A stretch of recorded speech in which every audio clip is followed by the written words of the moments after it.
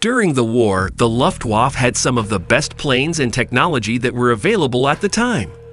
Even though a lot of money and time were spent and a lot of progress was made on piston engine aircraft, people were also interested in rocket and jet propulsion, which were also being developed at the time. As an alternative to planes with piston engines, the Germans started making jet and rocket engines. These allowed them to build and use more advanced planes. These were used in small numbers and much too late for them to make a big difference in the war. Not as many people know this, but they were also interested in making ramjet engines.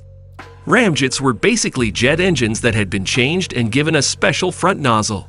Without an axial or centrifugal compressor, their job was to help compress air that would be mixed with fuel to make thrust.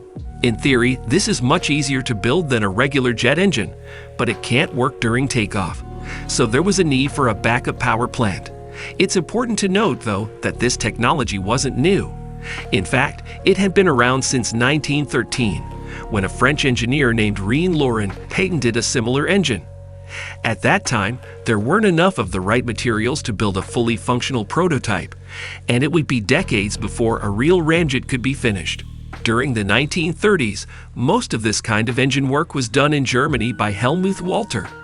Even though his first work looked good, he eventually gave up on it and started to work on a rocket engine instead. The German Research Center for Gliding, Deutsche Forschungsinstitut für Segelflug, or DFS, built and tested the first working model in 1942. The engine was put on a Dornier Do 17 and then a Dornier Do 217 to test the first working prototype. As a company that is always interested in new technology, Focke Wulf was interested in the development of ramjets in 1941. 2 years later, Focke Wulf opened a new research station in Bad Eilsen to try to improve ramjet engines that were already in use.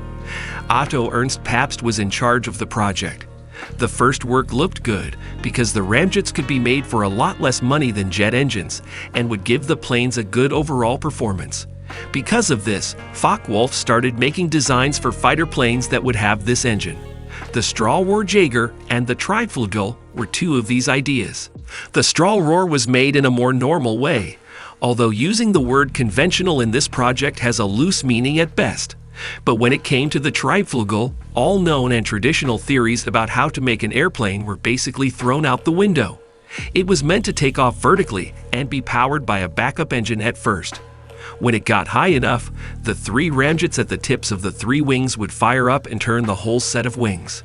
It was hoped that the Triebflugel would be easy to make in large numbers if it used cheap materials and low-quality fuel. The design was especially strange. It didn't have wings. Instead, it had a rotor propeller assembly about a third of the way down the side of the craft, roughly halfway between the cockpit and tailplane. When the plane was standing on its tail, like a helicopter, the rotors would have worked the same way. When they were flying sideways, they would work more like a big propeller.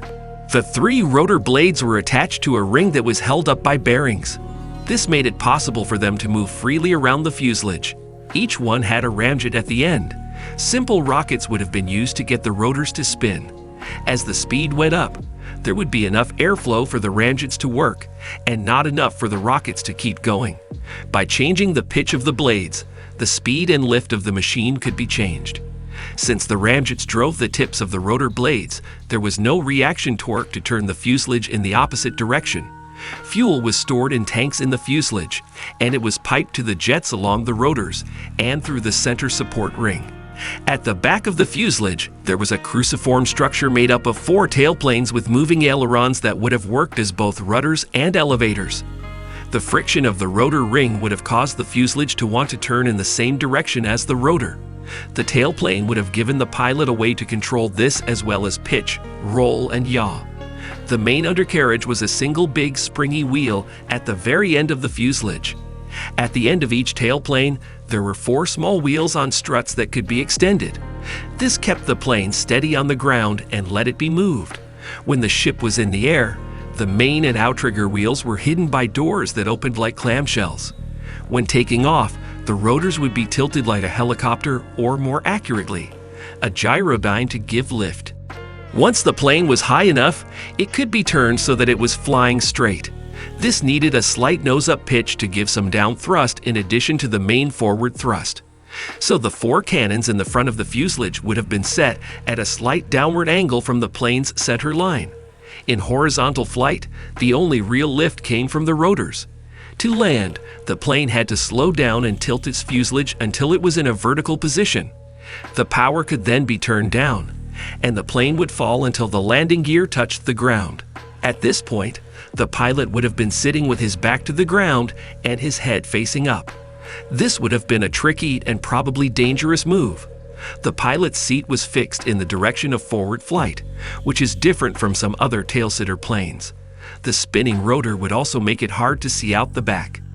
This was not like any other VTOL or German concept craft from the 20th century.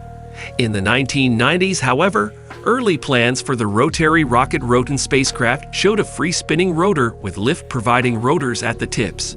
In the 1950s, the United States made 2 prototype tailsitter planes, the Lockheed XFV and the Convair XFY Pogo. However, these planes were powered by regular turboprop engines and had contra-rotating propellers in the nose to counter torque. They also had normal wings for lift, but their cross-shaped tails with built-in landing gear were similar to the Triebflugel in many ways. Since the Triebflugel never left the drawing board, not much is known about what it was like in general. It was made to be a fighter plane that could take off vertically and fly on rotary wings. There is little to almost no information about how the fuselage is put together as a whole. From the drawings we have of it, we can tell that it was made up of several different parts. Behind the pilot, in the front nose section, was a section with cannons and ammunition. A rotary collar was put around the part of the fuselage that was roughly in the middle of the plane. Behind it would be where most of the fuel would be kept. At the end of the fuselage, there were 4 tail fins. This strange plane was going to be powered by 3 ramjets that could each put out about 840 kilograms of thrust. Otto Pabst developed ramjets, so these had a diameter of 68 centimeters and were less than 30 centimeters long. This plane was supposed to be powered by hydrogen gas or some other low-quality fuel. It was thought that these engines could reach a top speed of 1,000 kilometers. The main problem with the ramjets was that they couldn't be used during takeoff. Instead, an extra engine had to be used. Even though the exact type wasn't said, at least 3 kinds of engines were suggested. These included jet, rocket, and regular piston-driven engines. The pilot's seat was in the nose of the fuselage. From there, the pilot had a good view of the surroundings as a whole. The main problem with this cockpit design was that you couldn't see enough of what was behind you during a vertical landing. That's it for today, guys. Be sure to hit the subscribe button to get the latest update about the fresh and interesting content we keep on posting. See you in the next video.